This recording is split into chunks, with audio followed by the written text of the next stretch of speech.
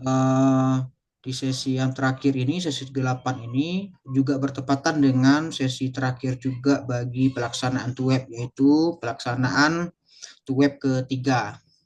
Nah, pada hari ini kita akan mendiskusikan dan berbicara soal pengujian peraturan perundang-undangan dalam konteks pengujian peraturan menteri dan juga peraturan daerah.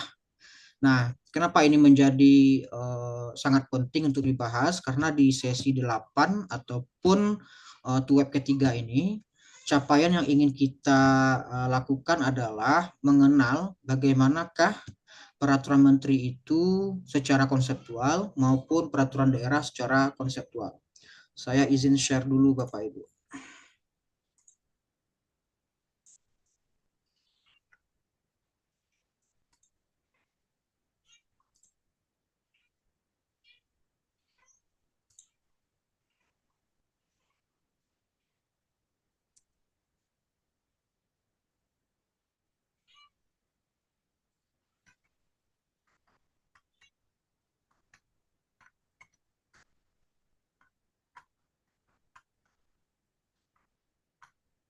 Oke, apakah sudah terlihat Bapak Ibu semuanya?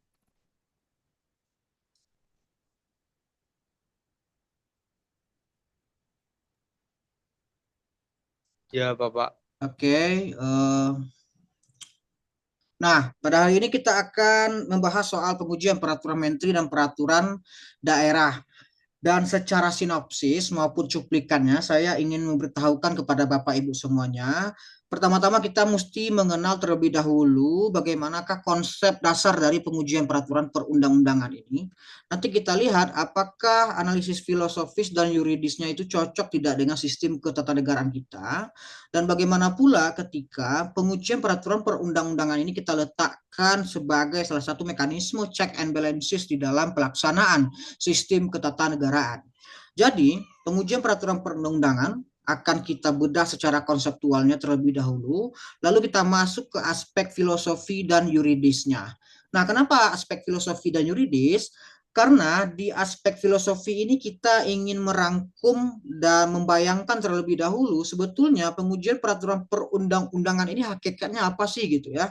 Lalu dalam melakukan pengujian peraturan perundang-undangan ini dari sisi yuridisnya atau dari sisi hukum positifnya, apakah sistem ketatanegaraan kita dalam konteks ini adalah Undang-Undang Dasar 45 sampai kepada peraturan turunannya atau peraturan derivatifnya memungkinkan untuk melakukan pengujian peraturan perundang-undangan untuk seluruh aturan-aturan yang dikeluarkan oleh pemerintah kita. Lalu di tahap keduanya atau di bab keduanya, saya akan mencoba mendiskusikan kepada Bapak Ibu semuanya, kita bersama untuk melihat bagaimana pula konsep dasar dari peraturan menteri itu. Nah, kita akan membedah satu-satu pengertian dari peraturan menteri, lalu kedudukannya seperti apa, dan apakah peraturan menteri ini memang dibutuhkan tidak dia di dalam sistem perundang-undangan kita. Lalu akan kita coba untuk melihat bagaimanakah pengaturan dari peraturan menteri ini, mulai dari konstitusi, Undang-Undang Dasar 45, sampai ke peraturan turunannya, terutama Undang-Undang Nomor 12 Tahun 2011 tentang pembentukan peraturan perundang-undangan. Nah, setelah itu kita akan melihat pula bagaimanakah hukum acara pengujian dari produk hukum yang bernama peraturan menteri ini. Apakah sama tidak dia dengan pengujian dengan peraturan daerah atau apakah sama tidak dia dengan pengujian aturan-aturan yang memang di level undang-undang terhadap Undang-Undang Dasar 45. Karena kita tahu dalam sistem pengujian kita itu ada dua mekanisme yang disediakan oleh konstitusi kita, satu oleh Mahkamah Agung, yang kedua oleh Mahkamah Konstitusi yang memang secara parameternya kedua lembaga itu mempunyai parameter yang berbeda ketika menguji suatu produk hukum yang dikeluarkan oleh pemerintah ataupun negara. Lalu kita akan melihat juga konsepsi peraturan daerah. Apakah peraturan daerah ini kedudukannya sama tidak dengan peraturan menteri. Lalu kalau misalkan kita tidak setuju dengan peraturan daerah itu, yang kita duga sebagai aturan yang sangat tidak manusiawi mungkin, atau peraturan daerah itu sangat tidak adil ataupun ada potensial melanggar hak asasi manusia, bisa tidak ini diuji. Nah, dan ternyata eh, pengujian dari kedua produk ini memang disediakan oleh konstitusi kita sampai kepada peraturan-peraturan turunannya. Lalu nanti kita lihat juga bagaimanakah pengaturan dari peraturan daerah ini. Ini produk milik siapa? Apakah milik DPRD kah atau hanya milik dari wali kota ataupun bupati atau keduanya? Dan kita akan mencoba juga untuk mendalami bagaimanakah hukum acara dalam pengujian peraturan daerah sebagai salah satu objek uji yang disediakan oleh konstitusi junto Undang-Undang Nomor 12 tahun 2011. Lalu bisa kita lihat juga di dalam Undang-Undang Mahkamah Agung dan Undang-Undang Kekuasaan Kehakiman sampai kepada Peraturan Mahkamah Agung Nomor 1 tahun 2011. Nah, ketiga tema besar ini akan coba kita diskusikan secara bersama-sama untuk lebih menambah pengetahuan kita bersama dan menambah ketajaman dan pengayaan berpikir kita terkait dengan teori perundang-undangan. Karena ilmu perundang-undangan dan teori perundang-undangan masuk juga pengujian peraturan perundang-undangan ini merupakan sebuah sistem. Jadi kalau untuk hal teknis pembentukan aturan itu diajarkan dalam ilmu perundang-undangan, sedangkan bagaimanakah ilmu perundang-undangan tadi ataupun teknik pembentukan aturan tadi itu yang sudah produk lahirnya itu adalah nanti adalah undang-undang, peraturan pemerintah, peraturan menteri ataupun peraturan daerah didekati di dalam sistem ketatanegaraan. Nah, kalau kita sudah mencapai level teori perundang-undangan, maka itu sudah sangat bagus sekali. Kenapa demikian? Karena objek kajiannya berbeda. Satu membahas hal-hal yang teknis, mulai dari proses pembentukan si peraturan tadi, lalu apa materinya, apa jenisnya. Nah, kalau di level teori perundang-undangan itu, level analisis kita itu mesti di atas ilmu perundang-undangan. Karena apa? Karena sudah membahas hal-hal yang sangat besar ketika kita sudah melahirkan suatu produk yang dinamakan dengan undang-undang ataupun peraturan pemerintah. Nah, level yang paling atas itu setelah saya diskusikan juga dengan Bapak Ibu di pertemuan sebelumnya adalah filsafat hukum. Nah, tugas filsafat hukum ini adalah membereskan dan menertibkan pikiran-pikiran kita selama ini. Apakah memang betul yang namanya pembentukan aturan itu mencapai kemanfaatan untuk masyarakat, mencapai keadilan untuk masyarakat, atau hanya berpegang teguh kepada kepastian hukum yang hanya apa yang tertulis dalam teks undang-undang itu dengan penerapannya di lapangan. Oke Bapak Ibu, pertama kita akan melihat bagaimanakah filosofi dari pengujian peraturan perundang-undangan. Sebagai sharing pengetahuan saja, yang namanya filosofi ataupun filsafat hukum sangat kita butuhkan untuk menganalisis suatu fenomena hukum. Apalagi ini juga dibutuhkan dalam melihat kasus-kasus konkret yang terjadi di sekitar kita. Nah, kalau dari sisi etimologinya, mungkin Bapak Ibu sudah pernah membaca barangkali buku-buku yang agak berbau filsafat itu atau filosofis. Kalau kita lihat secara sekilas bahwasanya yang namanya filsafat itu ataupun filosofi itu berasal dari kata philo dan sepein yang artinya adalah cinta kebijaksanaan. Jadi seorang filsuf itu kalau ingin memikirkan suatu fenomena itu dia memang luarannya itu adalah menimbulkan kebijaksanaan terhadap fenomena tertentu. Nah, pendekatan ini kita gunakan di dalam konsep pengujian peraturan perundang-undangan. Pertanyaan yang mesti kita sematkan terlebih dahulu di dalam mata kuliah kita ini ataupun di dalam pembahasan kita ini adalah satu, apakah sebetulnya hakikat dari pengujian peraturan perundang-undangan ini? Apa sih sebetulnya esensi dari pengujian peraturan perundang-undangan? Untuk apa dia hadir di tengah-tengah masyarakat?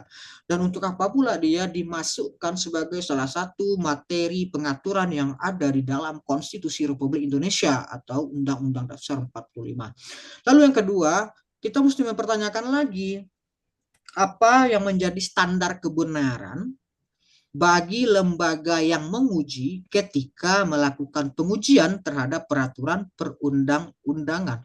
Adakah mekanisme untuk melihat standar kebenaran apa yang mereka gunakan ketika mengeluarkan suatu putusan pengujian peraturan perundang-undangan? Nah, ini kita mesti skeptis melihatnya. Karena apa? Karena dari sisi ilmu hukum, terutama filsafat hukum, agak susah kalau perkara itu masuk ke pengadilan ataupun masuk ke Mahkamah Agung, karena kalau ketika mereka memeriksa itu apakah akan independen atau tidak dia di dalam memeriksa suatu perkara tadi. Nah, banyak sekali tesis yang ada di dalam ilmu hukum ini mengatakan bahwa hakim itu dia tidak akan mungkin mencapai yang namanya keobjektifan di dalam pemeriksaan. Kenapa demikian? Karena setiap pribadi hakim itu punya latar belakang berbeda, punya jalan cerita hidup yang berbeda, dan punya mazhab masing-masing. Sehingga pengujiannya itu mungkin akan beririsan dengan subjektivitas mereka sebagai manusia biasa.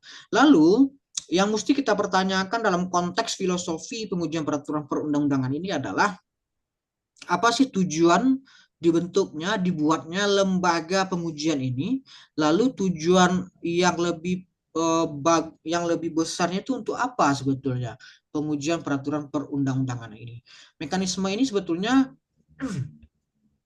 untuk apa dilahirkan oleh negara, sehingga ini menjadi kewajiban bagi negara melakukan suatu pengujian terhadap aturan-aturan tersebut. Apalagi kalau kita lihat sekarang ini bahwasanya lembaga ini sangat dibutuhkan untuk tujuan apa? Untuk tujuan melindungi hak-hak dari warga negara dan melindungi hak asasi dari manusia yang ada di dalam negara tersebut. Jadi ini akan beririsan dengan perlindungan dan proteksi terhadap hak warga negara dan hak asasi manusia.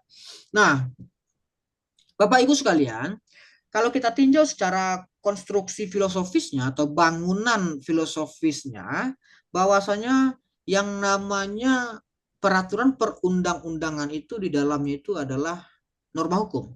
Pasti di dalam peraturan perundang-undangan itu adalah norma hukum. Kenapa norma hukum?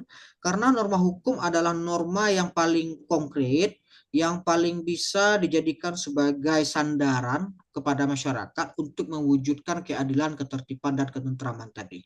Nah, kita ingat dahulu pertemuan sebelumnya bahwasanya saya pernah mengatakan bahwasanya peraturan perundang-undangan itu adalah berupa peraturan tertulis yang di dalamnya itu ada norma hukum yang mengikat dan punya sanksi yang dibuat berdasarkan ketentuan peraturan perundang-undangan.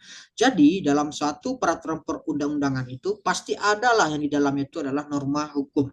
Kenapa norma hukum di dalamnya? Karena norma hukum yang menjadi instrumen untuk mengatur dan untuk melakukan ketertiban, mewujudkan ketertiban di tengah-tengah masyarakat. Nah, namun persoalannya muncul. Apa muncul persoalannya itu? Persoalannya itu adalah tidak semua peraturan perundang-undangan itu kita pandang secara baik. Kenapa? Karena di dalam praktik di lapangannya banyak sekali peraturan perundang-undangan yang di dalamnya itu adalah norma hukum yang barang tentu punya potensi masalah di tengah-tengah masyarakat. Apa potensinya? Potensi yang pertama adalah kekaburan hukum yang terjadi dalam penyusunan norma tadi. Lalu adanya perbenturan hukum antara norma hukum yang lebih tinggi dengan norma hukum yang lebih rendah atau sebaliknya. Nah, untuk itu disediakanlah oleh negara kepada warganya agar berhati-hati melihat suatu aturan yang dikeluarkan oleh pemerintahannya. Dalam konteks ini adalah misalkan kalau yang dikeluarkan itu adalah peraturan perundang-undangan berkategori undang-undang, maka yang membuatnya itu adalah Presiden bersama DPR dengan persetujuan bersama menerbitkan suatu undang-undang. Nah, kita tahu tidak semua undang-undang yang dilahirkan oleh DPR bersama Presiden itu punya kegunaan dan punya daya efektivitas di tengah masyarakat. Yang kedua, tidak semua peraturan perundang-undangan itu yang berkategori undang-undang sudah tertib dia atau sudah dibentuk berdasarkan kaidah-kaidah dan azas-azas umum pemerintahan yang baik tadi. Mungkin dia salah secara prosedur, mungkin salah juga dia secara materi muatan. Nah, untuk bisa mengkoreksi itu, untuk agar aturan-aturan yang dikeluarkan oleh pemerintahan negara ini DPR atau presiden atau bahkan dari Perda mungkin dari DPRD provinsi dan gubernur, maka negara menyediakan mekanisme untuk melakukan pengujian terhadap peraturan perundang-undangan yang dikeluarkan oleh pemerintahan itu. Jadi, secara sederhananya, mekanisme pengujian peraturan perundang-undangan ini disediakan oleh negara untuk melakukan cross check terhadap norma hukum yang dibuat oleh negara. Dalam konteks ini formulanya itu adalah dalam bentuk kategori peraturan perundang-undangan. Nah, kalau kita bicara peraturan perundang-undangan banyak sekali itu Bapak Ibu tata urutannya. Mulai dari Undang-Undang Dasar 45, langsung ke bawah ada TAP MPR, di bawahnya lagi ada undang-undang atau perpu, di bawahnya lagi ada peraturan pemerintah, di bawahnya lagi ada peraturan presiden, sampai perda provinsi, dan di bawahnya ada perda kabupaten dan kota. Kesemua kategori peraturan perundang-undangan itu potensial bermasalah. Kenapa?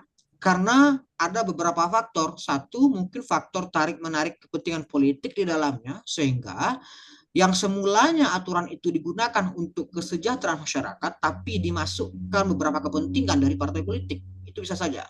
Yang kedua, secara kapasitas kita tahu tidak semua orang-orang yang berada di parlemen kita itu baik di DPRD provinsi, DPRD kabupaten dan kota ataupun DPR pusat memiliki background sebagai ilmuwan atau background sebagai ekspertis di dalam pembentukan suatu aturan atau punya keahlian dia di dalam pembentukan suatu aturan.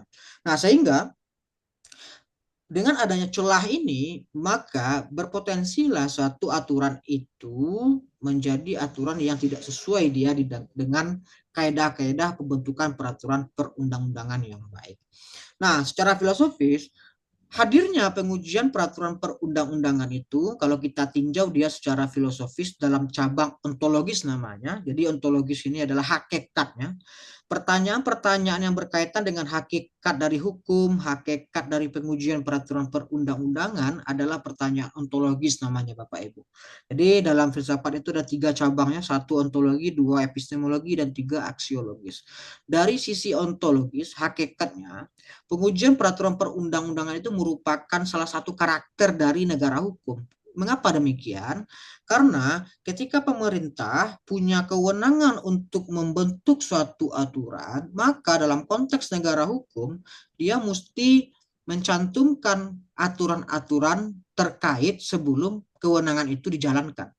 Jadi tidak ada suatu kewenangan itu dijalankan tanpa adanya peraturan perundang-undangan yang membackup dari kewenangan tadi.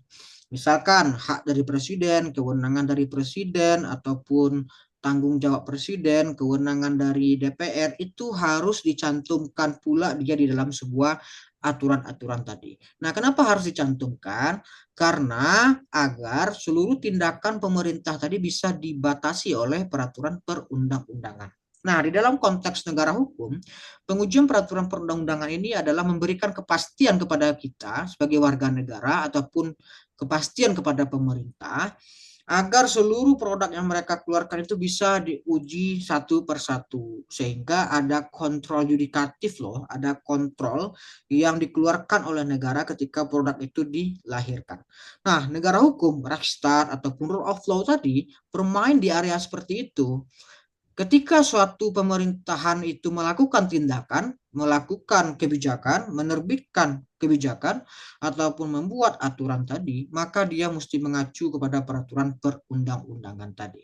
Nah, inilah yang kita kenal di dalam konteks hukum pidana sebagai nullum delictum nulla puna sine praevilega poenali, atau tidak ada suatu tindak pidana itu bisa dipidanakan tanpa adanya aturan yang ada melatar belakanginya.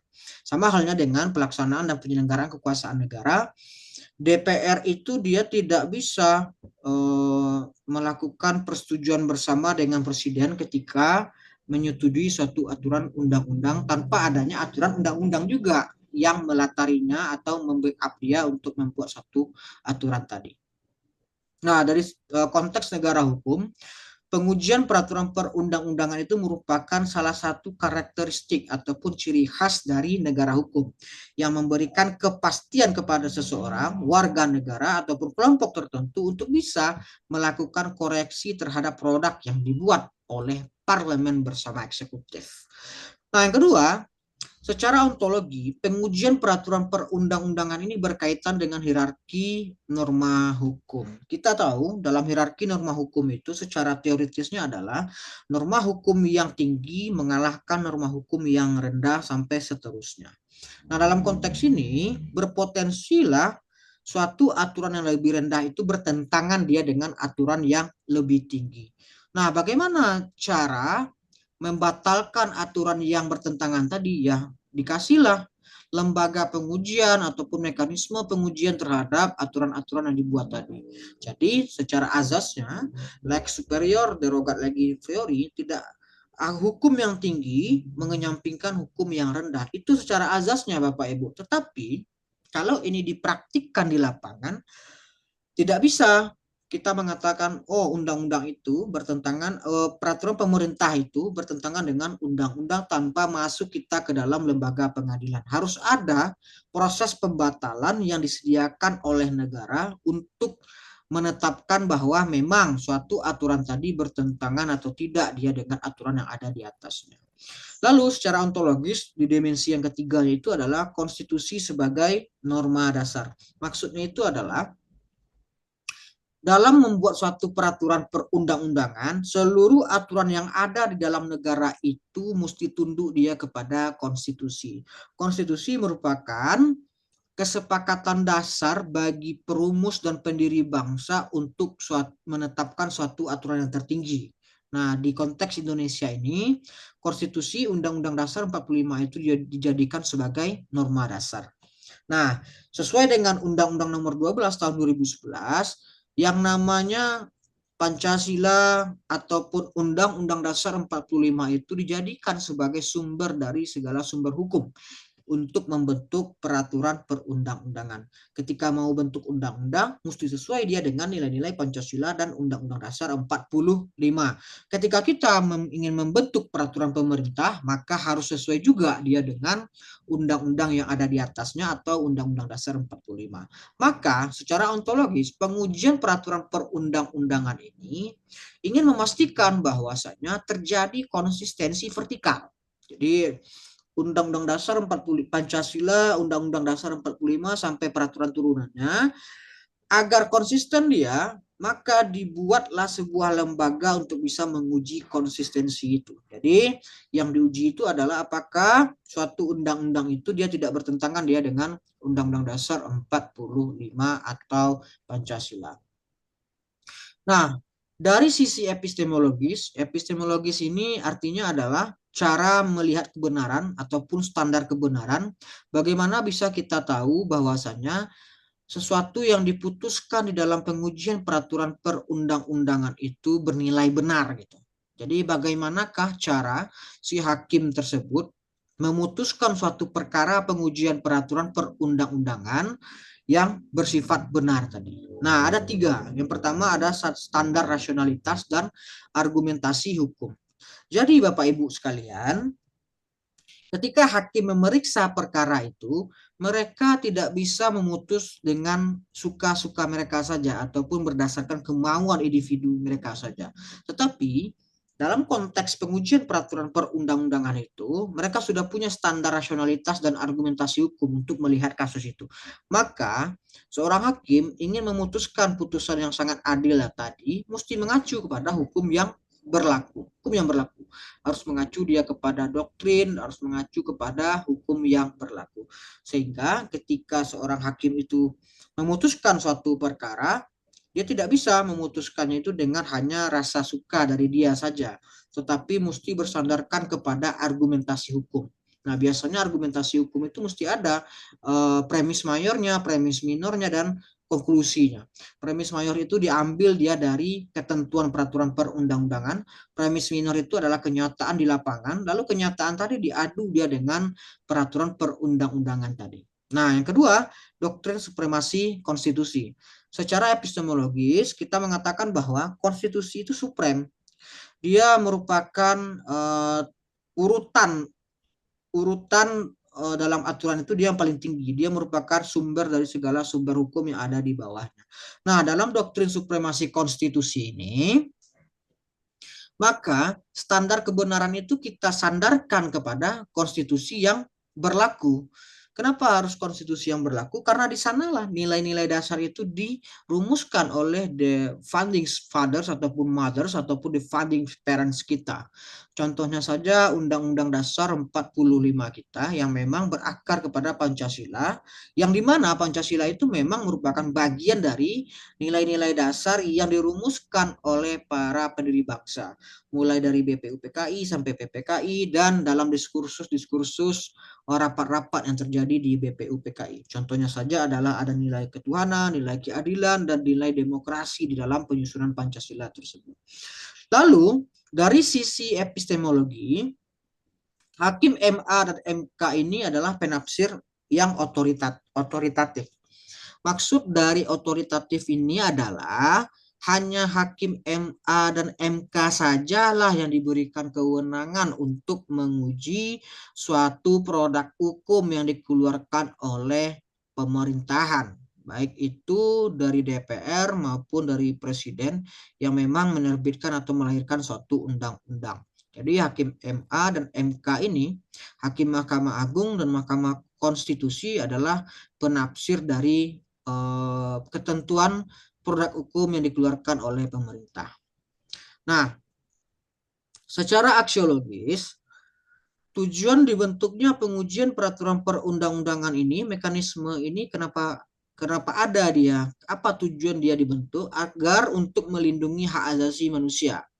Hak asasi manusia adalah hak dasar yang dimiliki oleh setiap manusia sebagai martabatnya sebagai manusia, sehingga diberikanlah mekanisme oleh negara untuk melindungi hak asasi tersebut.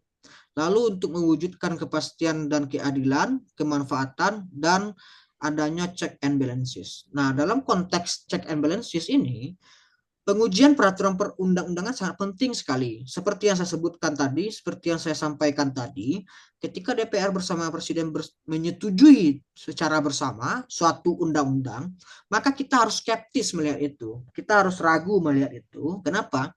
Karena ada potensinya undang-undang itu dikeluarkan dengan semena-mena atau melampaui kewenangan atau materi muatannya itu tidak cocok dia dengan kemauan masyarakat.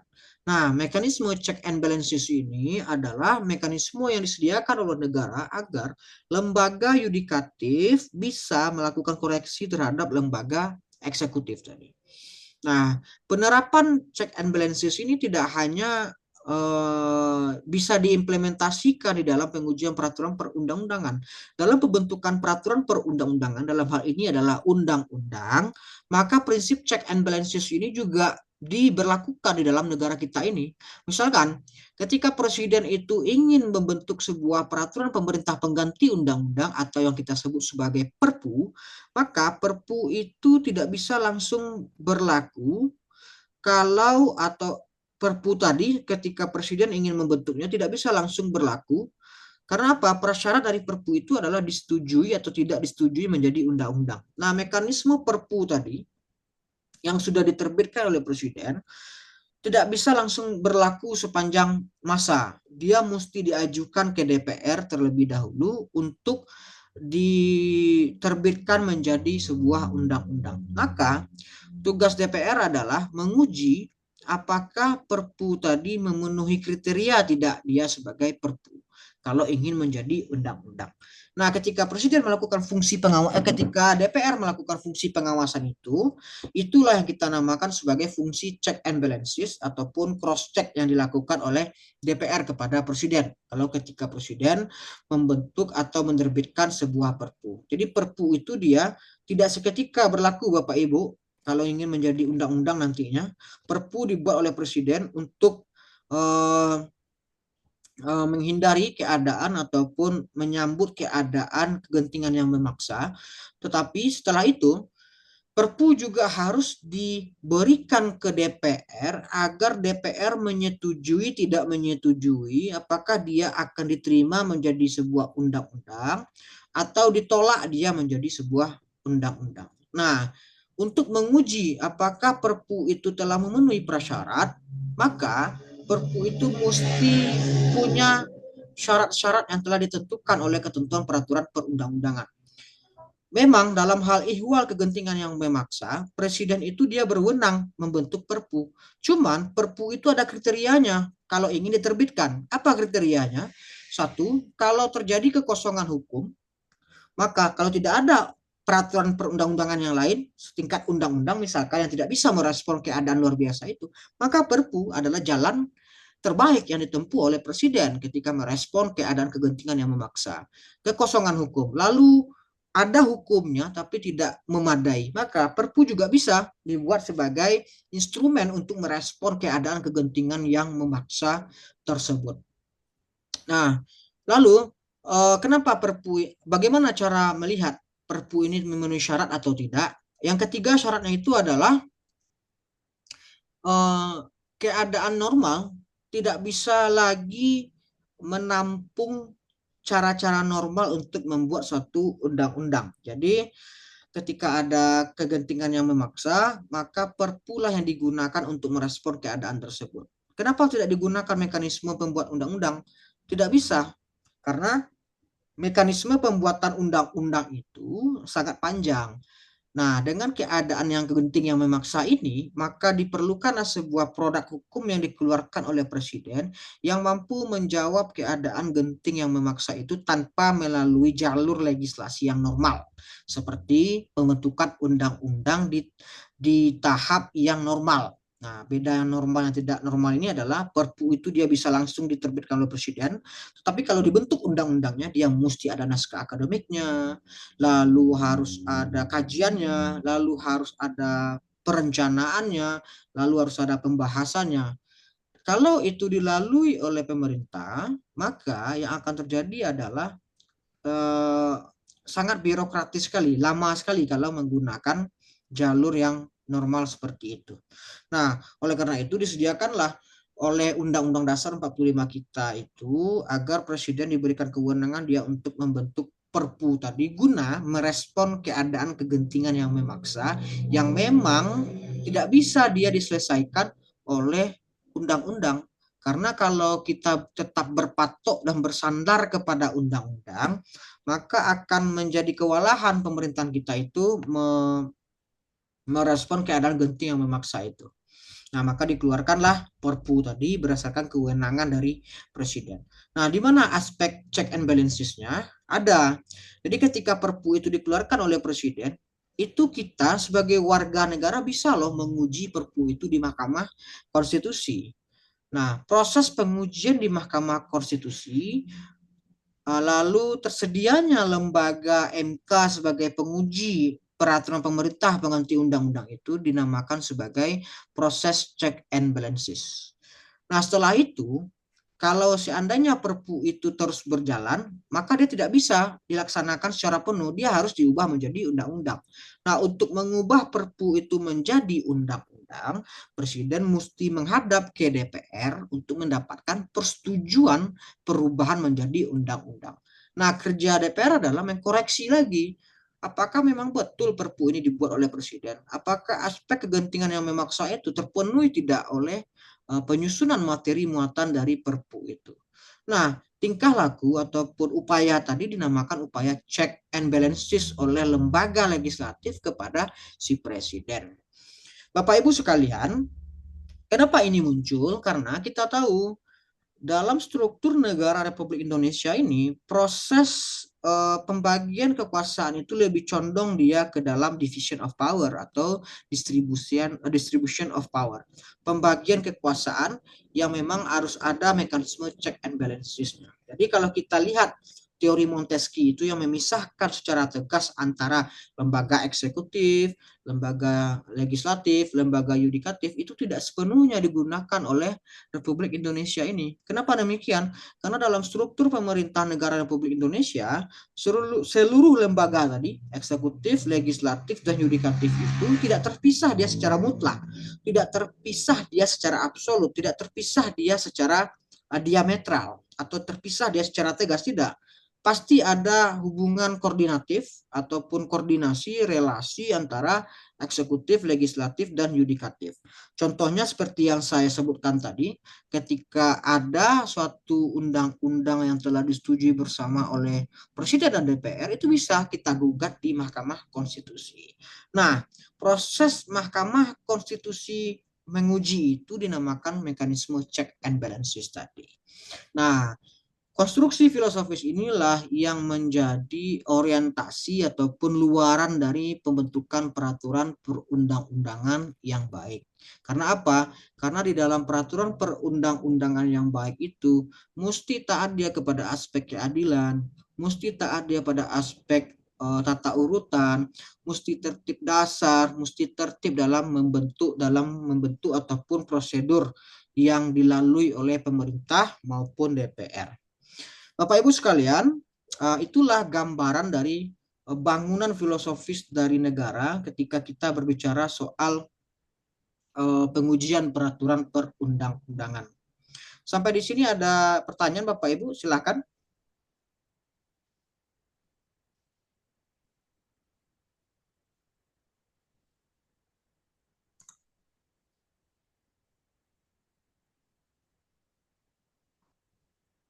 Sampai di sini ada pertanyaan dan diskusi Bapak Ibu, saya persilahkan. Iya, Pak. Pak. Pak Iqbal ya, Ya, Pak. ada Ini Pak, pertanyaan Pak. mau nanya, Ah, saat sudah diputuskan suatu perpu tersebut, ah. harus berapa lama masa kadaluarsanya, Pak? Ya, oke. Jangka waktu Perpu ya. Ya, Pak. Siapa? Ya, terima kasih Pak Iqbal atas pertanyaannya. Jadi Pak Iqbal mempertanyakan soal berapa lama sih jangka waktu Perpu itu bisa ada di tengah-tengah masyarakat. Nah, kalau kita lihat prakteknya kemarin itu, baik itu di zaman Megawati, zaman SBY, di zaman Jokowi juga, sudah ada beberapa Perpu yang mereka terbitkan ketika mereka berkuasa di negara Republik Indonesia ini. Nah, salah satunya itu adalah yang paling booming itu adalah di zaman Pak Jokowi ketika mengeluarkan Perpu Cipta Kerja kemarin. Nah, pertanyaannya adalah berapa lama sih Perpu itu bisa hidup, dia bisa eksis? Apakah 60 hari kah? 50 hari atau bagaimana?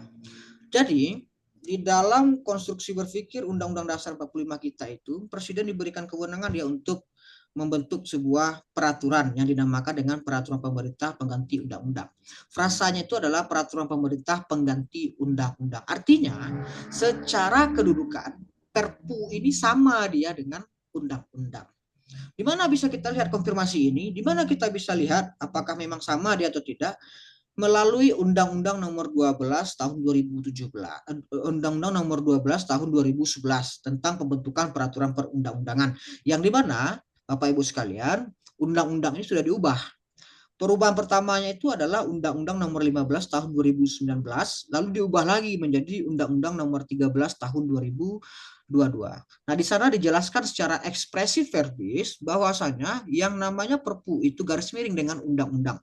Jadi tata urutannya itu adalah Undang-Undang Dasar 45, TAP MPR, lalu undang-undang atau Perpu. Nah, boleh tidak Presiden membentuk? Boleh, karena itu adalah kewenangan atribusi dari Presiden yang diberikan oleh konstitusi untuk merespon keadaan yang luar biasa tadi. Nah, ketika Perpu sudah diterbitkan, dibuat oleh Presiden, berapa sih jangka waktunya agar bisa dia tetap hidup? Undang-undang menyediakan jangka waktu 90 hari. Ketika Perpu dibuat tadi, 90 hari ke depan, Perpu itu mesti dimintakan persetujuan kepada DPR untuk menjadi undang-undang. Jadi, ketika Presiden menerbitkan Perpu, dalam jangka waktu 90 hari setelah penerbitan tadi, dia mesti pergi ke DPR untuk meminta persetujuan tadi. Yang dimintakan persetujuan tadi, apakah Perpu ini bisa menjadi undang-undang atau tidak? Karena apa? Karena memang Undang-Undang Nomor 12 Tahun 2011 dalam konteks penyusunan Perpu tadi memberikan perintah bahwasanya setelah Perpu itu dibuat, mesti dia ke lembaga legislatif kepada DPR untuk dimintakan persetujuan. Jadi jangka waktunya itu adalah 90 hari mesti masuk dia ke DPR untuk dilakukan persetujuan bersama menjadi sebuah undang-undang. Nah, apa akibat hukumnya ketika waktu 90 hari ini tidak diajukan oleh presiden? Ya, Perpu tadi tidak bekerja lagi, tidak bisa, batal dia. Batal demi hukum dan tidak bisa lagi dilanjutkan sebagai Perpu. Kenapa? Karena ciri khas dari Perpu itu adalah produk hukum yang dikeluarkan oleh Presiden untuk merespon keadaan secara cepat. Dalam kegentingan yang memaksa tadi, Perpu lah yang dijadikan sebagai produk untuk merespon keadaan yang genting dan memaksa tadi. Jadi dalam jangka waktu 90 hari, Presiden harus mengajukan ke DPR untuk dimintakan persetujuan DPR agar Perpu tadi berubah dia menjadi undang-undang. Agar berubah menjadi undang-undang tadi. Nah, karena apa? Karena kita tahu Perpu tadi adalah produk sementara atau undang-undang sementara dalam bentuk peraturan pemerintah tadi, pengganti undang-undang, dalam bentuk sementara untuk merespon keadaan-keadaan yang luar biasa tersebut. Nah, pada prakteknya adalah memang selama ini Perpu itu dia tetap diajukan. Belum ada saya temukan bahwasanya Perpu itu selama 90 hari ke depan tidak diajukan ke DPR. Semua Perpu yang telah diterbitkan oleh Megawati, Abdurrahman Wahid, SBY, bahkan Pak Jokowi juga membuat Perpu 90 hari ke depan dikasih waktu agar bisa meminta kepada DPR untuk menyetujui atau menolak Perpu tersebut menjadi undang-undang. Karena kalau tidak melalui prosedur seperti itu, maka Perpu itu batal dia demi hukum atau tidak bisa lagi diberlakukan. Nah, yang menariknya adalah di Perpu Cipta Kerja kemarin. Perpu Cipta Kerja itu adalah Perpu yang dikeluarkan oleh Presiden pasca dibatalkannya Undang-Undang Nomor 11 Tahun 2020 tentang Cipta Kerja. Namun yang menjadi masalahnya adalah ketika Mahkamah Konstitusi membatalkan secara formil Undang-Undang Cipta Kerja itu, yang dimana amar putusan MK itu mengatakan, wahai Presiden bersama DPR, Undang-Undang Cipta Kerja ini tidak bisa kita lanjutkan karena cacat formil. Karena cacat formil, partisipasi yang bermakna tidak dibukakan kepada elemen-elemen yang ada di tengah-tengah masyarakat atau diundang masyarakat. Maka dibatalkan oleh Mahkamah Konstitusi. Nah, uniknya, anehnya adalah ketika Perpu ini dibatalkan, ketika undang-undang ini dibatalkan dan MK memberikan waktu 2 tahun untuk melakukan perbaikan, bukan undang-undangnya yang diperbaiki oleh pemerintah, tetapi malah mengeluarkan Perpu tadi. Yang dimana isi dari Perpu itu copy paste, sama saja dia dengan isi dari Undang-Undang Cipta Kerja. Nah, ini menjadi problem tersendiri, karena kalau kita kaji secara hukum konstitusi, Perpu tadi memang berwenang dibuat oleh Presiden, tapi yang tidak pasnya adalah aspek kegentingan yang memaksa tadi tidak terpenuhi oleh Perpu Cipta Kerja, sehingga dia tidak bisa atau ilegal sebetulnya kalau kita mengatakan Perpu itu menjadi undang-undang. Karena apa? Karena aspek kegentingan yang memaksa tadi tidak terpenuhi oleh Perpu Cipta Kerja tersebut. Nah, seperti yang saya sampaikan tadi, bahwasanya 90 hari diberikan waktu kepada Presiden untuk meminta kepada DPR persetujuan agar Perpu itu dijadikan sebagai undang-undang atau dicabut. Jadi ada dua konsekuensinya Perpu tadi. Satu, diterima jadi undang-undang. Dua, ditolak cabut sebagai undang-undang pencabutan tentang Perpu tadi. Nah, begitu Pak Iqbal Mutakin.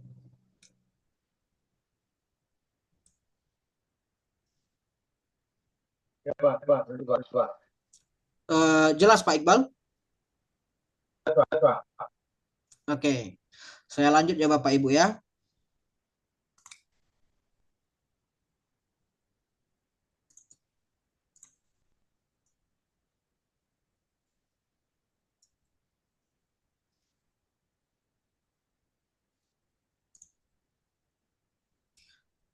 Oke, nah secara ringkasnya bisa kita refleksikan bahwasanya secara ontologis pengujian peraturan perundang-undangan itu adalah hakikatnya adalah bangunan bertingkat norma dalam negara hukum sehingga produk normatif itu dia tidak absolut. Nah, dengan kata lain, kita bisa mengatakan bahwa hakikat dari pengujian peraturan perundang-undangan itu adalah mencoba untuk melakukan koreksi terhadap norma yang dikeluarkan oleh negara. Karena apa? Karena secara hierarkisitas norma hukum yang memang dianut oleh Republik Indonesia ini di dalam Undang-Undang 12 tahun 2011 kita, peraturan perundang-undangan itu memang sifatnya hierarkis sehingga ada loh aturan-aturan itu yang bisa ditempatkan sebagai aturan yang tertinggi, ada juga aturan-aturan itu yang diberikan kedudukan sebagai aturan yang lebih rendah. Nah, aturan tadi dia bukan kitab suci sehingga dia tidak bisa diubah, bisa direvisi, bisa dicabut. Nah, potensi revisi, potensi dicabut atau potensi masalah dari materi muatan dari aturan tadi bisa kita lakukan koreksi melalui lembaga pengujian peraturan perundang-undangan. Dalam konteks Indonesia, pintu Mahkamah Agung dan Mahkamah Konstitusi adalah keniscayaan untuk melakukan koreksi terhadap aturan tersebut. Lalu, dari sisi epistemologisnya, standar kebenaran yang dikeluarkan oleh hakim itu adalah menguji kesesuaian antara norma yang diuji tadi dengan norma yang ada di atasnya. Makanya di dalam pengujian peraturan perundang-undangan itu selalu rujukannya itu adalah norma yang paling tinggi atau norma yang ada di atas dari objek pengujian tadi. Jadi kesesuaian tadilah yang dilihat oleh majelis hakim, lembaga pengujian peraturan perundang-undangan ketika melakukan pengujian terhadap suatu peraturan perundang-undangan. Lalu dari sisi aksiologis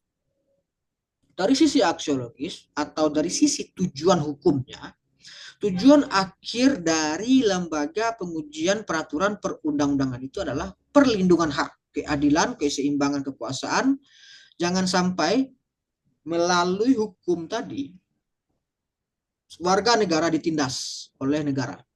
Nah, untuk mencegah itu maka diberikanlah ruang untuk bisa mempreteli atau melakukan evaluasi terhadap peraturan-peraturan yang dikeluarkan oleh negara itu.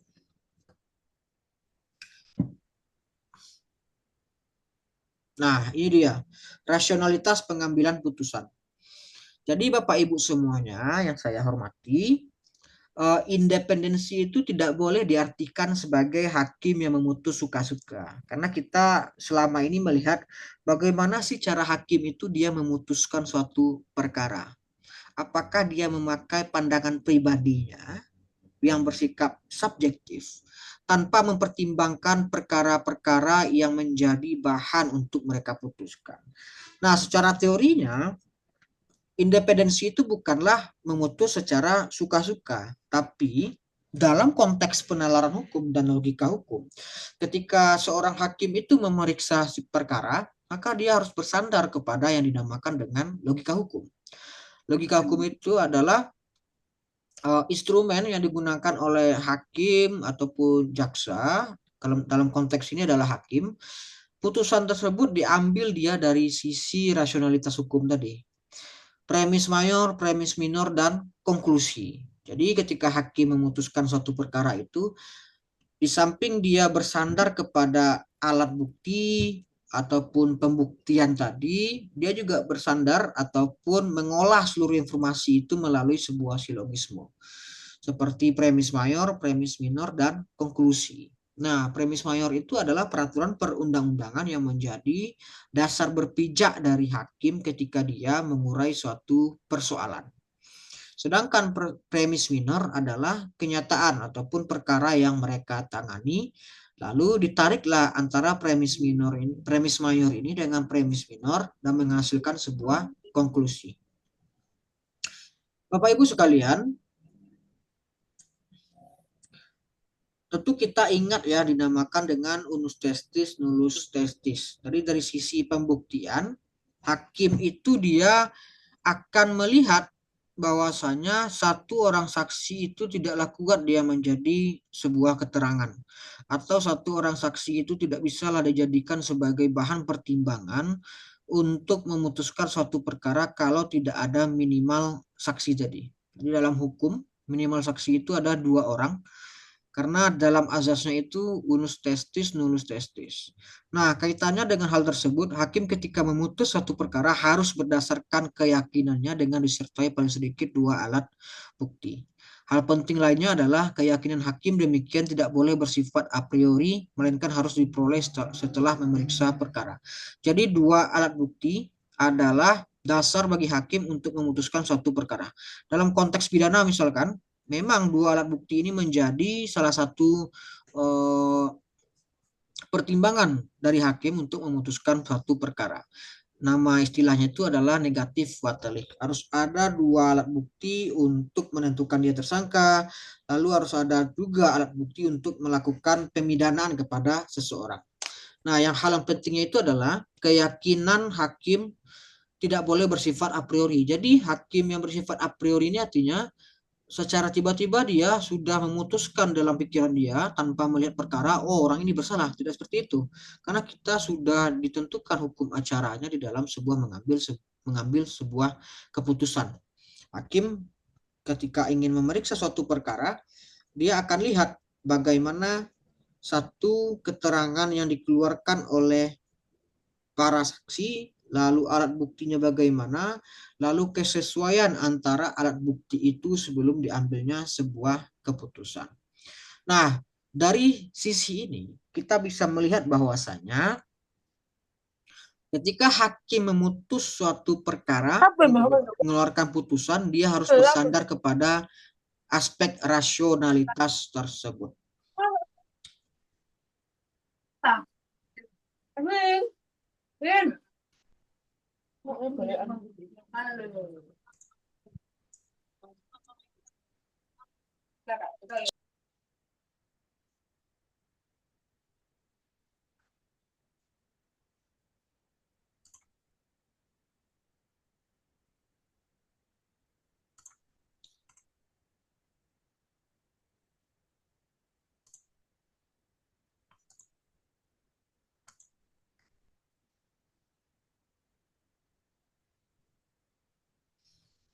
Nah, lalu bagaimanakah pengujian peraturan perundang-undangan itu? Jadi Bapak Ibu semuanya yang saya hormati, pengujian peraturan perundang-undangan dalam konteks Republik Indonesia ini sudah kita diskusikan di pertemuan sebelumnya, bahwasanya lembaga yang berwenang mengujinya itu adalah lembaga kekuasaan kehakiman atau lembaga yudisial. Pengujian peraturan perundang-undangan ini memang diberikan tempatnya kepada lembaga yudisial untuk melakukan pengujian. Kekuasaan kehakiman. Nah, kalau kita lihat Undang-Undang Dasar 45, pasal 24A dan C, bahwasanya ada 2 lembaga yang diberikan kewenangan melakukan pengujian terhadap norma hukum tadi. Satu di bawah Mahkamah Konstitusi yang berwenang untuk menguji peraturan perundang-undangan, dalam konteks ini adalah undang-undang terhadap Undang-Undang Dasar 45. Maka yang kedua, Mahkamah Agung diberikan kewenangan untuk menguji peraturan perundang-undangan di bawah undang-undang terhadap undang-undang. Dengan adanya pembagian kewenangan ini, maka jelaslah bagi kita bahwasanya MK itu dia diberikan kewenangan khusus untuk menguji undang-undang terhadap Undang-Undang Dasar 45. Nah, kalau misalkan kita tidak setuju dengan suatu undang-undang, maka ranahnya itu adalah Mahkamah Konstitusi. Tetapi kalau kita tidak setuju dengan sebuah peraturan presiden atau peraturan pemerintah, maka itu tidak bisa kita ajukan ke Mahkamah Konstitusi, tetapi harus diajukan ke Mahkamah Agung untuk melakukan koreksi terhadap peraturan presiden ataupun peraturan pemerintah tersebut.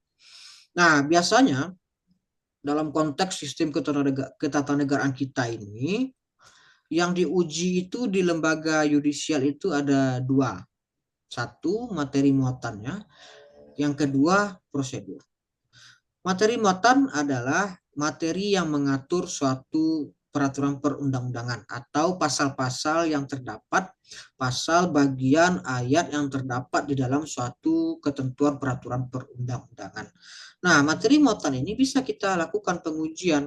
Kalau kita tidak setuju dengan pasal A, pasal B, pasal C, maka kita diberikan kesempatan untuk melakukan koreksi, meminta Mahkamah Agung ataupun Mahkamah Konstitusi melakukan koreksi terhadap materi muatan suatu peraturan perundang-undangan. Nah, banyak sekali peraturan perundang-undangan ini yang memang secara materi muatannya itu tidak sesuai dia dengan ketentuan peraturan yang ada di atasnya. Sedangkan pengujian peraturan perundang-undangan dari sisi prosedur itu berkaitan dengan sisi pembentukannya atau aspek formilnya. Contohnya saja kalau ada sebuah undang-undang tanpa perencanaan, tiba-tiba dia disahkan menjadi sebuah undang-undang, itu sudah melanggar proses-proses ataupun aspek formil yang disediakan oleh Undang-Undang Nomor 12 Tahun 2011. Termasuk juga kewenangan.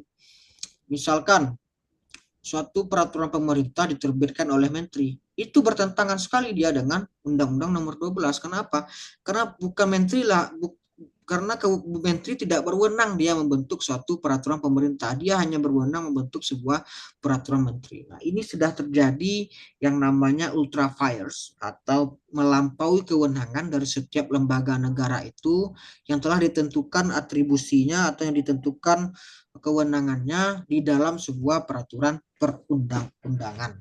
Nah, pengujian peraturan perundang-undangan itu, jadi yang diuji itu adalah bisa materi muatannya, bisa prosedurnya. Materi muatan berkaitan dengan isi pasal bagian ayat yang ada di dalam sebuah peraturan perundang-undangan. Itu yang mau kita uji. Dengan apa mau kita uji? Dengan aturan yang ada di atasnya. Sedangkan pengujian dari sisi prosedur ini berkaitan dengan aspek formil dari pembentukan peraturan perundang-undangan. Bisa dari segi proses yang ada di dalam Undang-Undang Nomor 12 Tahun 2011, bisa juga dari aspek kewenangan pembentukan. Seperti yang saya sampaikan tadi, suatu peraturan perundang-undangan yang baik itu harus melalui proses perencanaan, penyusunan, pembahasan, penetapan, lalu pengundangan. Jika ada satu peraturan perundang-undangan tidak melalui proses seperti ini, maka dia bisa dikatakan melanggar atau menyimpang dari dimensi prosedural atau aspek formil pembentukan peraturan perundang-undangan. Ini bisa jadi sebagai alasan pengujian ke Mahkamah Agung ataupun Mahkamah Konstitusi. Nah, contoh yang konkretnya itu adalah Undang-Undang Cipta Kerja. Ketika undang-undang ini dibentuk berdasarkan metode Omnibus Law tadi, maka MK mengatakan tidak pernah ada ketentuan Undang-Undang Dasar 45 ataupun Undang-Undang Nomor 12 Tahun 2011 memberikan mekanisme, memberikan model untuk menyusun suatu undang-undang menggunakan metode Omnibus Law ini. Maka kata MK ini sudah melanggar aspek formil. Kenapa demikian? Karena dalam prosedur pembentukan undang-undang tidak ada yang namanya model omnibus tadi yang menggabungkan beberapa undang-undang menjadi satu kompilasi undang-undang dengan aturan-aturan pasal yang sangat banyak. Nah, dalam sistem hukum, judicial review terhadap peraturan perundang-undangan ini berkaitan dia dengan civil law system. Apa itu civil law system ataupun legisme? Yang namanya norma hukum tadi mesti dibentuk oleh satu lembaga yang berwenang, lalu diterbitkan oleh lembaga yang berwenang atau lembaga negara yang diberikan kewenangan untuk menetapkan peraturan perundang-undangan. Nah, kita tahu di Indonesia ini menggunakan hierarkisitas hierarkisitas norma hukum. Jadi dari Undang-Undang Dasar sampai ke Perda itu merupakan jenjang norma hukum yang tersebar di sistem perundang-undangan di Indonesia. Ini berkaitan dengan kewenangan dan derajat dari peraturan perundang-undangan. Maka dalam sistem hukum, pengujian peraturan perundang-undangan ini disebut sebagai judicial review, yang dimana yang akan diuji itu adalah satu, apakah aspek kewenangannya itu telah sesuai atau tidak.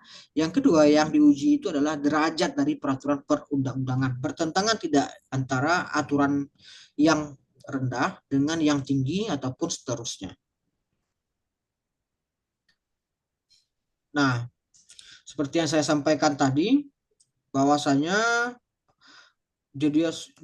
aspek judicial review kita ini terbagi dua mekanismenya. Ada yang tingkatan undang-undang terhadap undang-undang dasar diajukan ke Mahkamah Konstitusi. Ada juga mekanisme yang disediakan oleh negara ke Mahkamah Agung untuk menguji produk hukum di bawah undang-undang terhadap undang-undang juga. Jadi satu, undang-undang versus undang-undang dasar. Yang kedua, undang-undang versus peraturan perundang-undangan di bawah undang-undang versus undang-undang.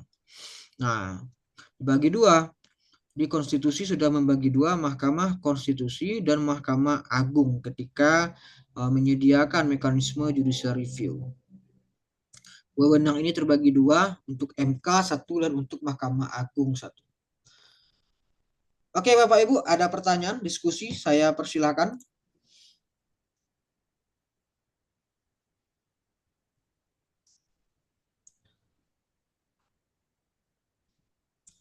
Jika ada pertanyaan, Bapak Ibu, saya persilakan sebelum saya lanjut.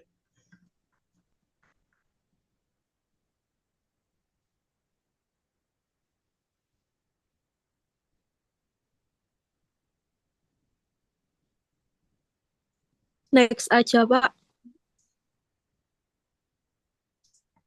Oke, saya next ya.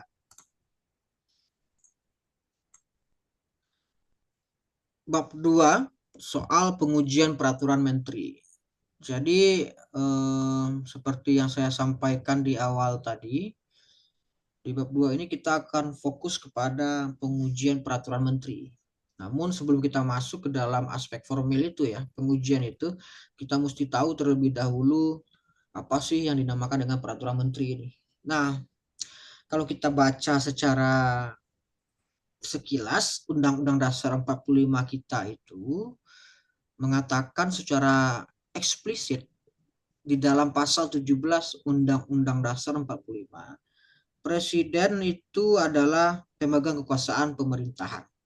Dan di mana dalam menjalankan kekuasaannya itu, Presiden dibantulah oleh seorang pembantu ya, dalam tanda petik pembantunya itu namanya menteri. Nah, menteri inilah yang dipilih oleh presiden berdasarkan hak prerogatif dia untuk menentukan siapa saja pembantu-pembantu dia yang mengisi kabinet-kabinet yang dia bentuk tadi. Nah, peraturan menteri itu digunakan untuk melakukan penyelenggaraan pemerintahan. Jadi ketika presiden membentuk kabinet, kabinet diisi seorang menteri, maka secara tidak langsung menteri itu dia sudah menjadi pembantu presiden untuk menjalankan urusan-urusan yang didelegasikan presiden kepada mereka. Bisa saja itu urusan perdagangan, urusan minyak dan gas bumi, urusan perizinan, perekonomian, hukum, hak asasi manusia, sosial, lalu pemberdayaan ataupun berkaitan dengan pendidikan tinggi. Nah, menteri lah yang akan melaksanakan urusan-urusan tersebut. Nah, untuk melaksanakan urusan itu, menteri dia tidak mungkin langsung bisa bertindak. Menteri tidak mungkin bisa langsung melangkah menyelesaikan persoalan ataupun urusan-urusan pemerintahan tersebut. Nah, oleh karena itu, dalam melakukan penyelenggaraan pemerintahan itu, menteri menetapkan atau membuat sebuah peraturan yang dinamakan dengan peraturan menteri. Jadi, peraturan menteri ini adalah peraturan yang dibuat oleh menteri untuk melaksanakan urusan penyelenggaraan pemerintahan yang ditetapkan melalui sebuah peraturan menteri. di mana isinya atau materi muatan dari peraturan menteri itu adalah penyelenggaraan urusan tertentu dalam pemerintahan. Nah, ini dilakukan untuk apa? Agar visi dan misi presiden yang telah dia susun itu bisa dilaksanakan. Para menteri lah yang bertugas untuk membantu atau mewujudkan visi dan misi presiden itu di dalam kenyataannya. Makanya menteri itu banyak sekali, ada yang urusan pertanahan, sosial, dan lain sebagainya. Nah, kemanakah bisa kita berikan analisis bahwasanya di mana sih kedudukan peraturan menteri ini? Apakah dia setingkat dengan PP atau Perpres atau bagaimana? Karena kalau kita lihat Undang-Undang Nomor 12 Tahun 2011, Permen itu dia tidak ada di dalam hierarki. Kita baca Undang-Undang Nomor 12 Tahun 2012 Tahun 2011 Pasal 7 ayat 1, Permen itu dia tidak ada di dalam hierarki sehingga kita bisa mempertanyakan secara kritis di mana sih letak permen ini dan bagaimanakah status dan kedudukannya. Karena kalau kita tidak tahu bagaimana status dan kedudukannya itu, akan menjadi permasalahan ke depannya ketika kita ingin menguji suatu peraturan menteri ini. Karena apa? Karena secara hierarkis peraturan menteri tidak ada di dalam tata urutan peraturan perundang-undangan ini. Nah, memang secara kedudukan dalam pasal 7 Undang-Undang Nomor 12 Tahun 2011, peraturan menteri itu memang tidak ada. Memang tidak ada. Tetapi kalau kita baca secara interpretatif menggunakan pendekatan sistematis, baca pasal 7, baca pasal 7 ayat 1, ayat 2, pasal 8 Undang-Undang Nomor 12 Tahun 2011, maka kita akan temukan bahwasanya memang secara hierarki peraturan menteri itu dia tidak termasuk atau diberikan kedudukan. Peraturan menteri itu dia tidak muncul di dalam hierarki peraturan perundang-undangan dalam pasal 7 ayat 1. Nah, di mana dia muncul? Dia muncul di dalam pasal 8 ayat 1 dan ayat 1 dan ayat 2. Di pasal 8 ayat 1-nya itu, permen itu dia diakui sebagai salah satu jenis peraturan perundang-undangan di luar ketentuan hierarki peraturan perundang-undangan. Sifatnya apa? Dia mengikat, tetap mengikat ataupun mempunyai kekuatan hukum kalau dia dibentuk berdasarkan kewenangan delegasi atau dibentuk berdasarkan kewenangan atribusi. Kewenangan delegasi itu artinya peraturan menteri itu sah dan berlaku asalkan dia diperintahkan dibentuk oleh peraturan perundang-undangan di atasnya. Bisa dia diperintahkan langsung oleh undang-undang, bisa dia diperintahkan langsung oleh peraturan pemerintah, bisa juga dia diperintahkan oleh peraturan presiden, peraturan delegasi. Jadi, kedudukan peraturan menteri dalam sistem perundang-undangan kita itu dia diakui di dalam pasal 8 ayat 1. Namun, ada prasyaratnya. Sepanjang peraturan menteri itu dibentuk berdasarkan perintah dari peraturan perundang-undangan yang lebih tinggi. Kalau tidak ada aturan yang lebih tinggi memerintahkan permen, maka tidak sah dia. Lalu, sifat mengikatnya itu, kenapa peraturan menteri itu bisa mengikat? Karena dia dibentuk berdasarkan kewenangan atributif atau diperintahkan dibentuk oleh suatu peraturan perundang-undangan, kewenangan atributif tadi. Nah, inilah interpretasi sistematis dari permen itu. Memang secara regulasi di dalam Undang-Undang Nomor 12 itu memang tidak ada yang namanya peraturan menteri muncul di dalam hierarki peraturan perundang-undangan di dalam pasal 7. Tetapi pasal 8 kalau Bapak Ibu baca pada intinya adalah peraturan perundang-undangan yang tidak muncul yang tidak ada dia di dalam hierarki peraturan perundang-undangan tetap dinyatakan berlaku dan sah sepanjang peraturan itu dibentuk berdasarkan kewenangan delegasi atau diperintahkan dari atas ya, dari aturan yang lebih atas, undang-undang yang memerintahkan, PP yang memerintahkan, perpres yang memerintahkan, lalu dibentuk berdasarkan kewenangan atribusi. Nah, persoalannya di negara kita saat ini adalah dari total peraturan di Indonesia yang berjumlah 25.425, 16.955-nya itu adalah peraturan menteri. Ini menjadi masalah. Kenapa? Kenapa dari seluruh peraturan perundang-undangan itu peraturan menteri yang sangat banyak? Kenapa sangat banyak sekali peraturan menteri ini dibuat oleh pemerintah kita? Padahal kita tahu menteri itu notabene-nya itu adalah pembantu presiden. Seharusnya yang banyak itu adalah peraturan presiden ataupun peraturan pemerintah.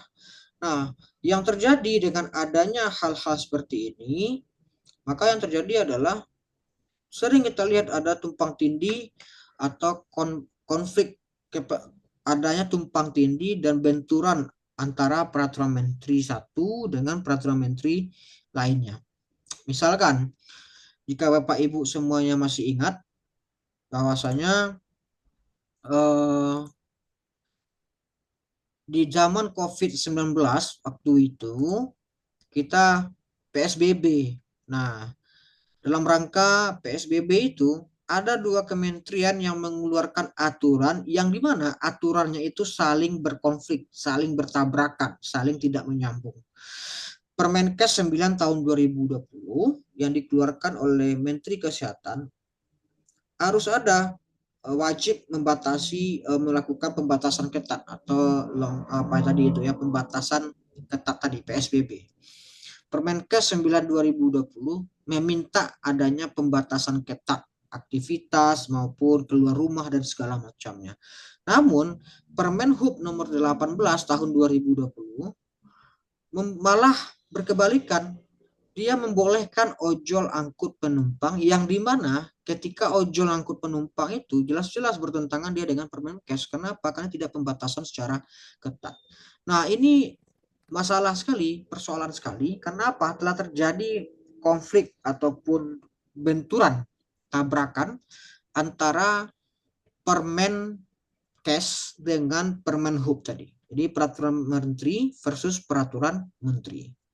Nah, dalam konteks yang lain, ada juga pemerintah ketika itu mengeluarkan SE Menperin nomor 7 tahun 2020 yang memperluas sektor usaha boleh jalan.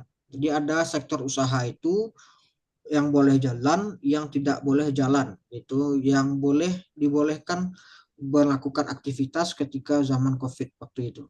Tetapi Pergub DKI 33 tahun 2020 hanya membatasi 9 sektor. Nah, ini menyebabkan terjadinya konflik ataupun benturan antara surat edaran Menperin, Menteri Perindustrian, dengan Pergub DKI. Nah, masalahnya adalah ternyata Pergub dalam hal ini dibuat oleh pemerintahan daerah tidak mematuhi ketentuan dari pemerintah pusat, tidak mematuhi ketentuan dari pemerintah pusat.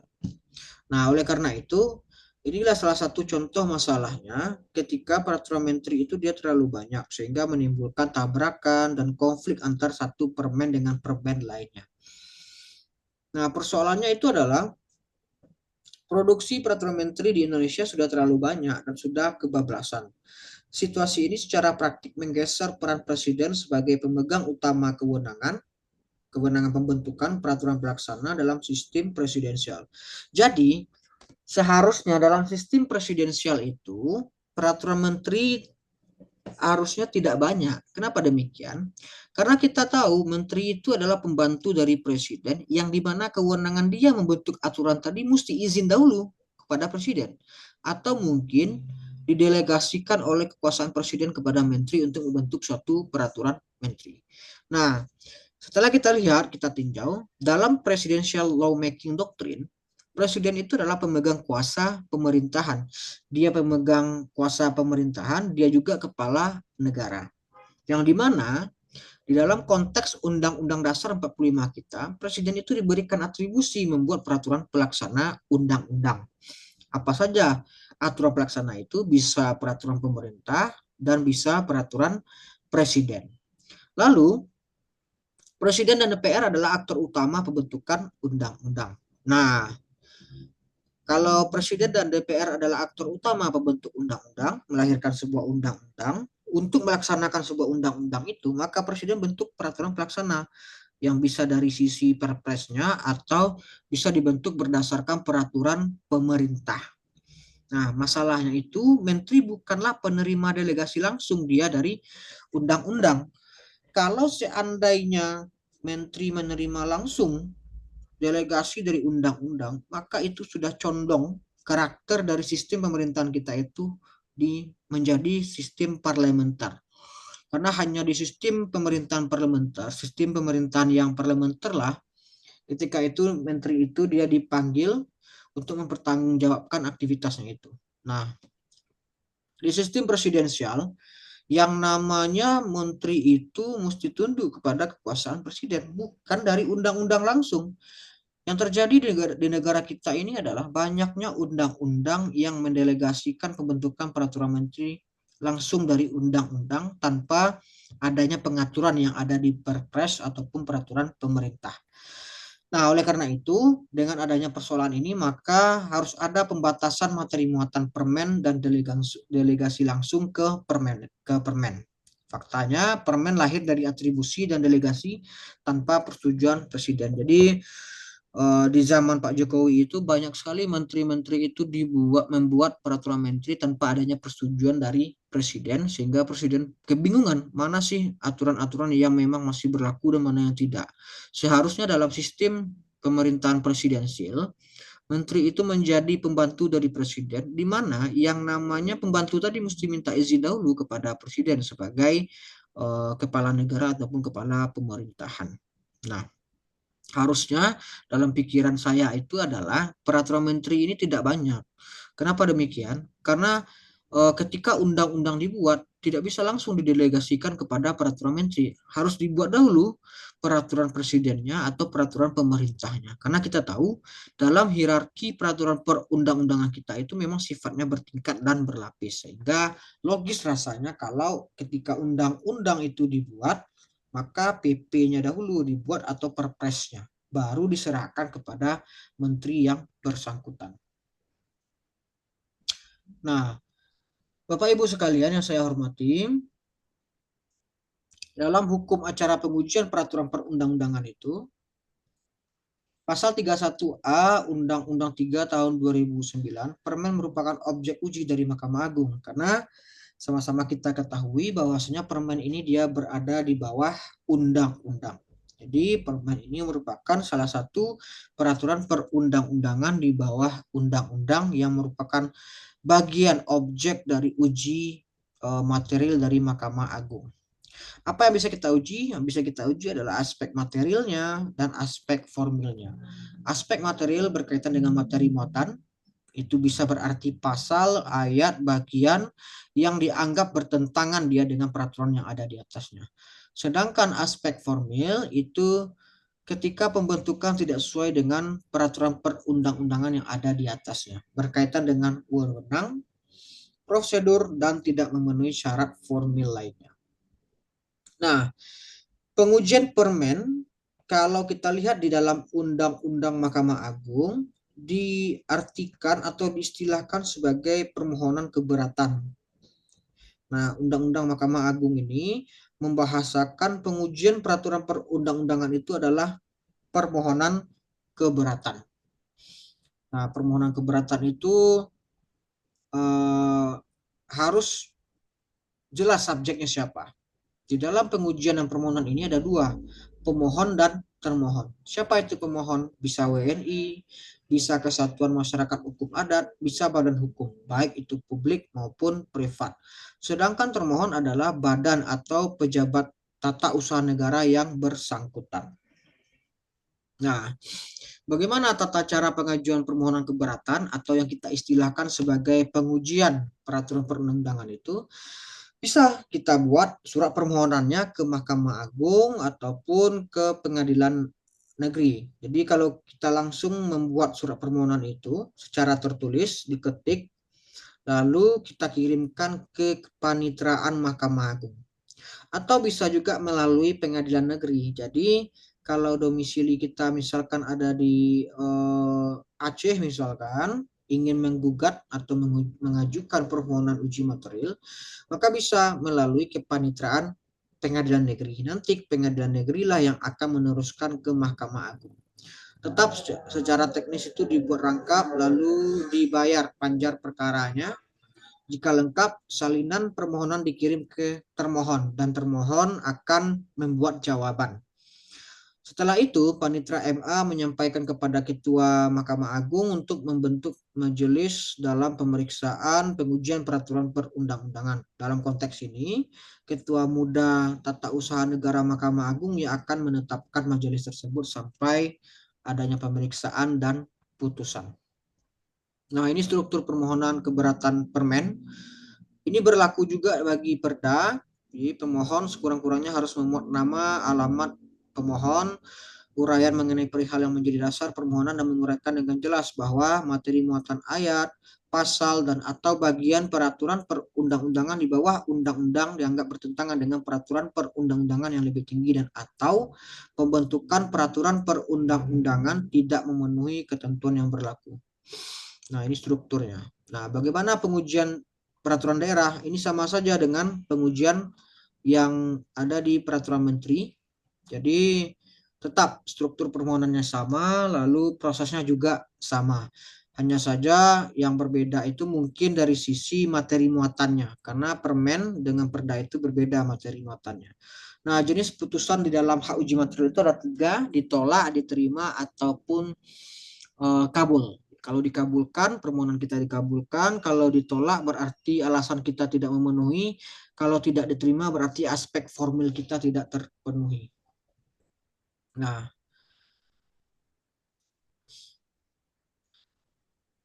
saya contohkan satu, yaitu perda melawan undang-undang.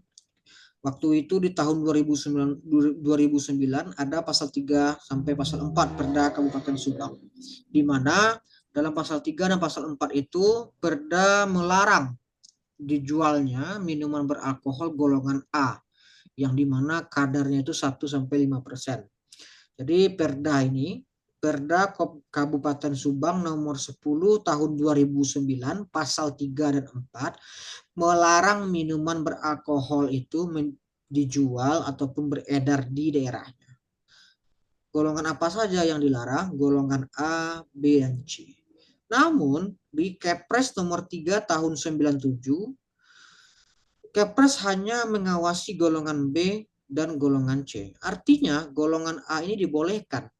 Namun tiba-tiba saja Perda Kabupaten Subang itu melarang munculnya atau beredarnya golongan A ini. Maka beberapa warga negara menguji itu di Mahkamah Agung.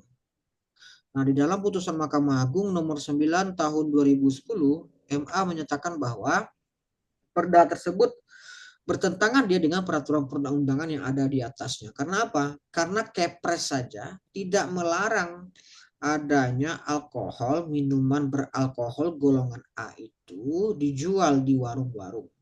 Sehingga jelaslah bahwasanya Perda Kabupaten Subang ini bertabrakan dia dengan Kepres nomor 3 tahun 97, termasuk hak untuk mencari nafkah. Karena dengan adanya larangan ini, Perda telah mencabut hak untuk mencari nafkah dari warung-warung yang ada di Kabupaten Subang, yang dimana Kepres saja tidak pernah melarang atau melarang adanya minuman beralkohol golongan A yang persentasenya itu 1-5%.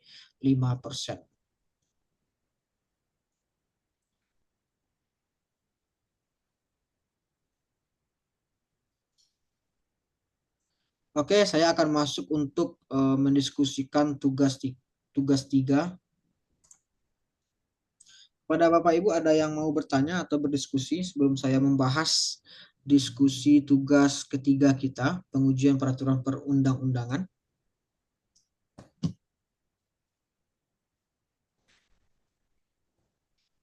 Silakan kepada Bapak Ibu ingin mau bertanya.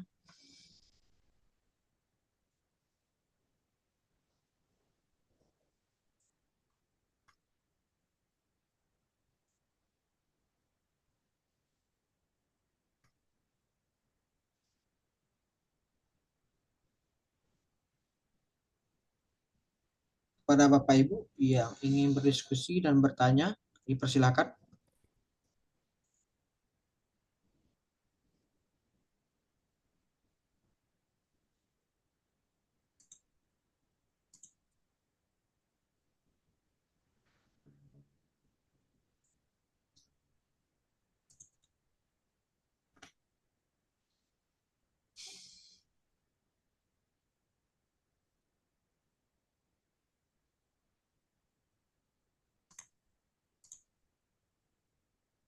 Ada pertanyaan Bapak Ibu diskusi?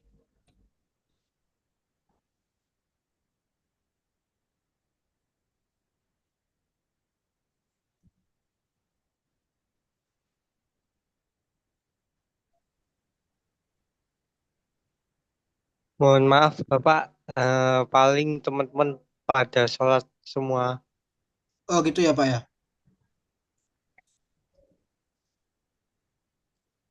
Oke, saya lanjut saja ya Pak ya.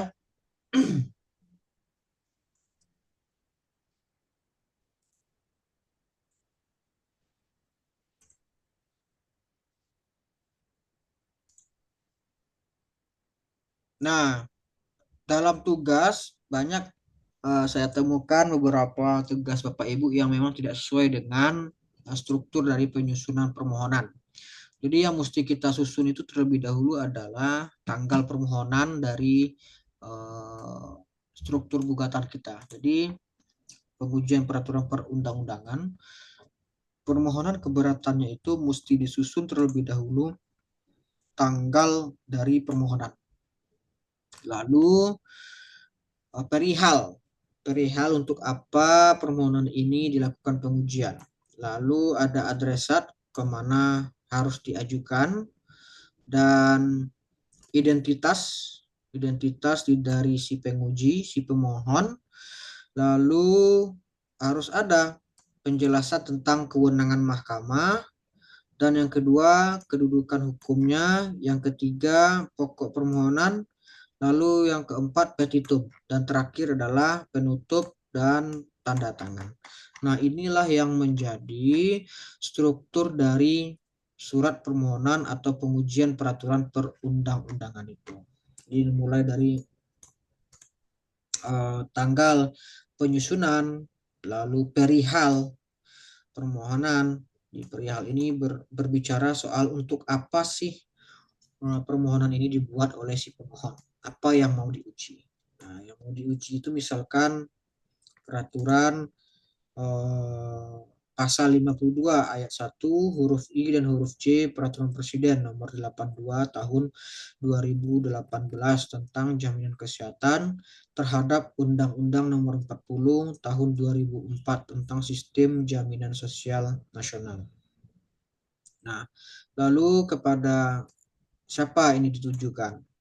Yaitu harus kita buat kepada Yang Mulia Ketua Mahkamah Agung Republik Indonesia, Jalan Medan Merdeka Utara, Jakarta Pusat.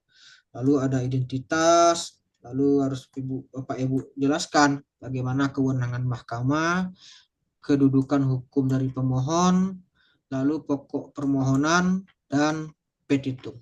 Nah, ini yang harus menjadi bagian ataupun unsur di dalam proses pembentukan suatu permohonan pengujian peraturan perundang-undangan. Oke, Bapak Ibu, saya persilakan untuk berdiskusi dan bertanya kalau ada. Pak, barangkali itu Pak untuk persiapan UAS Pak. Oh, UAS Pak. UAS ke apa Ibu? Ke dosen pengampunya langsung.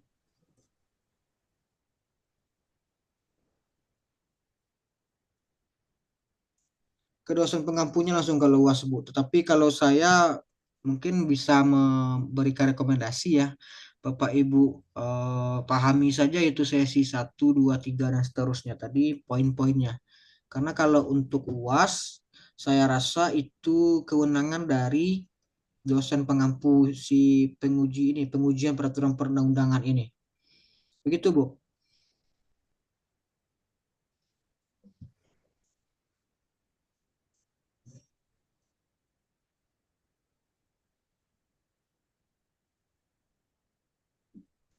Ada lagi Bapak Ibu yang mau bertanya, berdiskusi?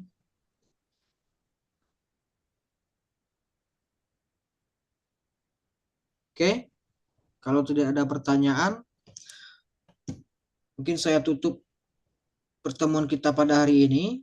Dan demikianlah pertemuan kita pada hari ini yang kita sudah bahas tadi mengenai hukum acara dalam pengujian peraturan perundang-undangan, dalam konteks ini peraturan menteri dan peraturan daerah.